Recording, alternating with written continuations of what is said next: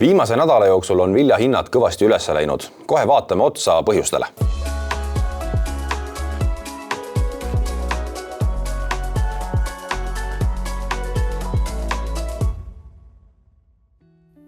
Tere, head vaatajad!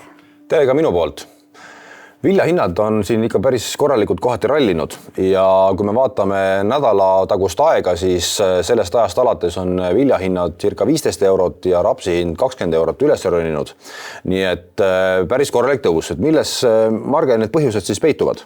Ja hinnad on tõesti väga kiiresti üles läinud ja seda on näha ka nisu graafikult, et Matif on tõusnud siin praktiliselt 250-ni, eile käis ka Matifi tase seal ära ja kui me varem rääkisime, et tehniline tase detsembri Matifist näitas seal 240, siis nüüd nende murekohtade tõttu, mis meil globaalselt on ilmastiku tõttu, on läinud siis Matif veel teravamalt ülesse ja see on siis viinud ka nii-öelda füüsilised hinnad meil siin Euroopas kõrgemale. Põhjusteks siis ikkagi ongi ilm ja eelkõige ilm ja praegu me olemegi ilmaturus ja vaatamegi siis korra otsa, kus meil kõige rohkem siis probleeme on. Alustame siis võib-olla ikkagi kõige kaugemalt, sest Brasiilia üleujutused on viinudki eelkõige siis soja ülesse. Näeme ka soja teravat tõusu antud graafikul ja see on siis tõmmanud kaasa ka omakorda teised kultuurid. Soja siiski prognoositakse endiselt päris palju, 150 miljonit tonni. Nende üleujutuste tõttu on tegelikult tekkinud palju spekulatsioon, et kui palju seda soja nüüd tuleb. Ja nüüd realistlikud analüütikud ikkagi ütlevad, et see on 1–4 miljonit tonni, nii et see ei ole tegelikult mingi väga suur kadu, kui me arvestame kogu siis Lõuna-Ameerika sojatoodangut. Teine probleemne koht on USA, kus on olnud ikkagi ka siin kuiv ja just seal eriti Kesk-USAs, Kansase osariigis, kus on olnudki väga kuiv ja talinisud ei ole seal võib-olla kõige paremas olukorras, kuid kui me vaatame statistikat, siis 50% USA talinisudest on tegelikult heas või väga heas olukorras, kui see eelmine aasta oli vaid üle 20%. Nii et kui me võrdleme eelmise aasta seisuga, siis tegelikult ei ole olukord üldse halb. Järgmine probleem USAs on aga piirkonnas, kus külvatakse praegu maisi ja soja ja ilmastiku tõttu ollakse natuke eelmisest aastast nüüd külviga maas. Tuletagem nüüd meelde veel korra seda, et USA külvab sellel aastal natukene vähem maisi ja nisu ja külvab rohkem soja. Ja praegu, kui vaadata külvigraafikud, siis maisi on külvatud kuskil 36% võrreldes eelmise aastaga kuskil üle 40% ja soja on külvatud siis 25% nii-öelda prognoositavast pinnast.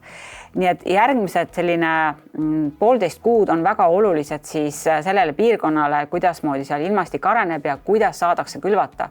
Optimistid ütlevad, et 2 nädala jooksul kindlasti see kõik külvatud saab, sest ilmastik seda kaugemalt prognoosid seda lubavad.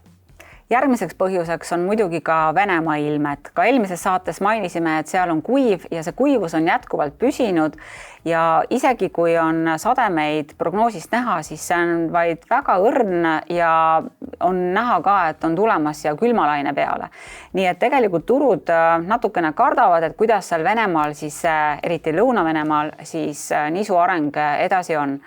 Kuid vaadates nüüd ikkagi numbreid, siis tuleb öelda, et eelmisel aastal oli Venemaal väga kõva saak ja isegi kui Venemaalt tuleks sellel aastal, no ütleme 10% vähem, siis ikkagi see Venemaa saak on nii palju suur ja arvestades ka eelmise aasta laovaru, siis Venemaa on ikkagi kõige suurem eksportija ka eeloleval hooajal ja see on nagu rahustanud tegelikult ostjaid, et ühelt poolt jah, on ilmaprobleem, aga teisalt ostjad näevad, et ikkagi nii palju vilja, kui neil vaja on tulemas ja see koristussurve ikkagi on juba siin vaatajad 2-3 kuu jooksul ees ootamas.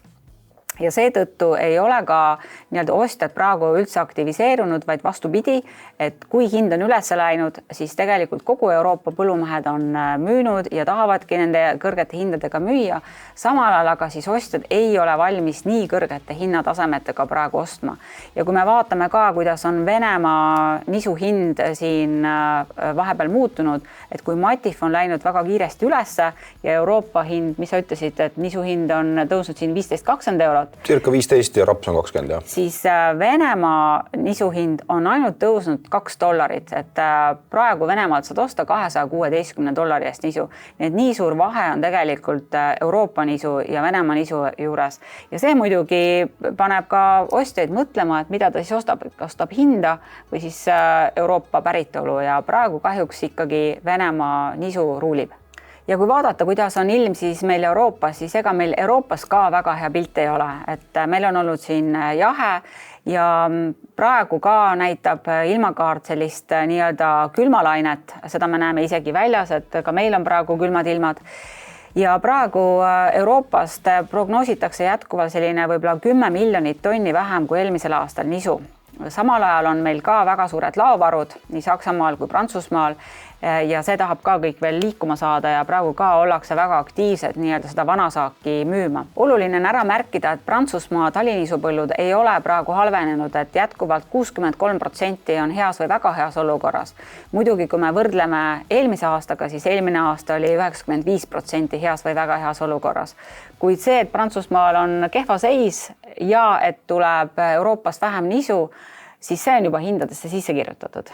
Lõpetuseks vaatame ka rapsigraafikut, see on läinud ka tõesti üles, novembri matif on meil siin 483 ja vaatangi praegu, et turg on avanenud ja hetkel novembri matif ongi 483.50 ja äärmiselt kiire tõus ja see on toimunud ka näiteks Kanada turul, et samamoodi ka seal on läinud rapsi hind ülesse.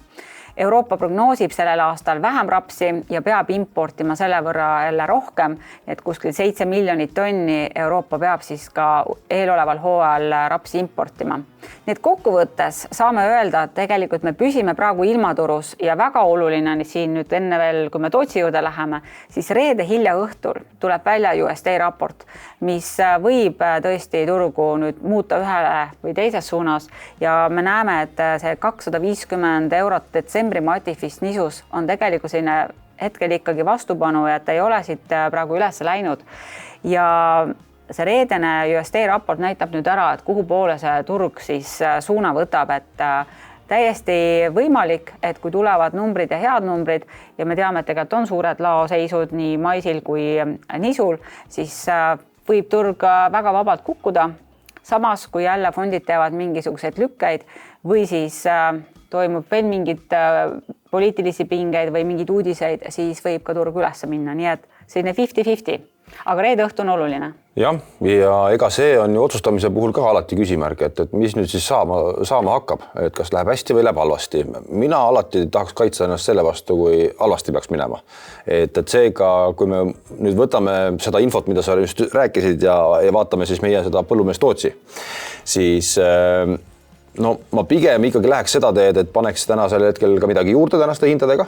Arvestades, et hind on nii palju üles läinud. Just, ja me oleme viimased fikseeringud või vahepeal me nisu fikseerisime tegelikult seal 170 plussi peal, aga viimasene kord oli siis 200, on ju. Eile oli siis 215 ja vaatame, mis täna tuleb.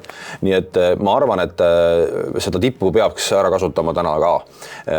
Ja selles mõttes, et ikkagi neid riske maandama, et kui tulevad head uudised selles mõttes, mis hinda soodustavad just tõusule, siis me jõuame alati veel koguseid panna, aga kui alla kukub ära, siis on juba see kahju nii-öelda tehtud ja seda peaks kindlasti vähemalt mina arvan, et peaks vältima.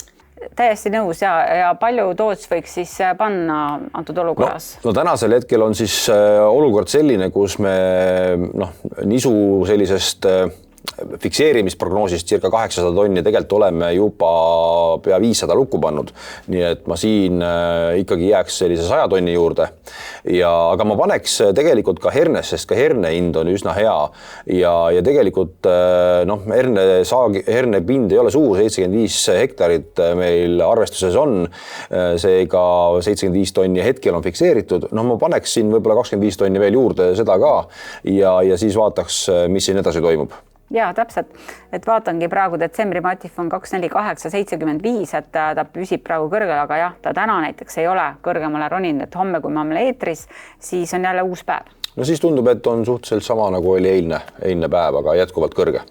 Ja kuna hinnatase on jätkuvalt kõrge, siis soovitame lähipäevil kindlasti neid hindasi jälgida ja vaatame siis, kuidas turg edasi areneb siin lähipäevil. Kohtumiseni järgmisel korral. Kohtumiseni!